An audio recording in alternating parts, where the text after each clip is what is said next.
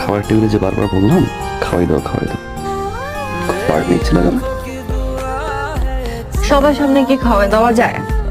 দেখলেন না বাবা গল্প করছিল। ইন্টারেস্টিং।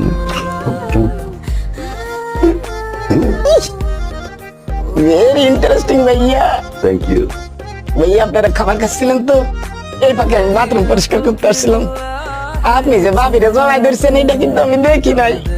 আলিয়া, রুমে ঢোকার আগে একটু কাশি দিতে হয় না? তুমি এত লম্বা কেন? সবসময় সাজুগুজু হয়ে থাকো, ঠিক আছে? পিন্টু, এখানে কি করছো?